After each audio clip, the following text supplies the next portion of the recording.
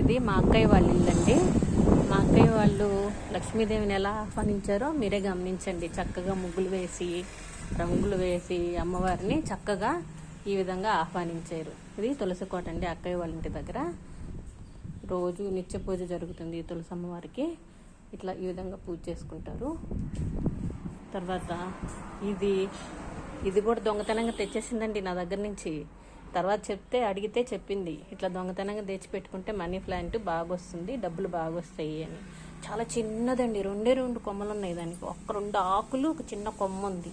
దాన్ని తీసుకొచ్చి ఇలా పెట్టేస్తే కరెక్ట్గా 1 నెలలో ఈ విధంగా వచ్చేసిందండి మనీ ప్లాంట్. ఇప్పుడు వాళ్ళ ఇంట్లోకి వెళ్తున్నాము. తనకి పూజా గది సపరేట్గా ఉందండి. పూజా గదిలో ఇట్లా దేవుళ్ళందరినీ చక్కగా పెట్టుకుంటుంది. రోజు నిత్య పూజ కూడా బాగా చక్కగా చేస్తుందండి.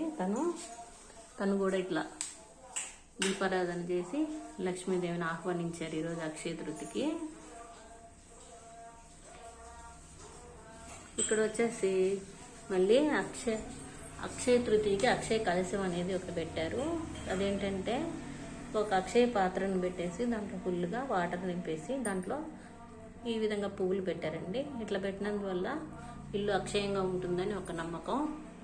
మన పెద్దవాళ్ళు ఏదో చెప్తారు కదండి, మనకి ఇలా చేసుకోండి అలా చేసుకోండి, అదే నమ్మకంతో తనకు కూడా ఇట్లా మల్లెపూలతో స్తోత్రం చేసుకుని అమ్మవారికి చక్కగా ఇట్లా నేతి దీపారాధన చేశారండి. నేతి దీపారాధన చేసి ఒక పెద్ద ఇత్తడి పళ్ళెం ఉంది తనకి. ఆ ఇత్తడి పళ్ళెంలో బియ్యం పోసారు.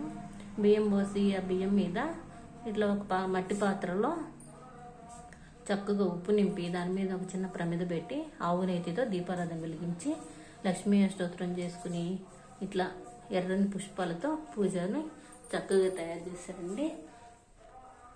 ఇది వాళ్ళ దేవుని రూపము. దేవతార్చన సపరేట్గా ఉంటుందండి వాళ్ళకి, చక్కగా ఉంటుంది. నిత్య పూజలు కూడా బాగా జరుగుతాయి. ఇది వల్ల నిత్య పూజా విధానం అండి.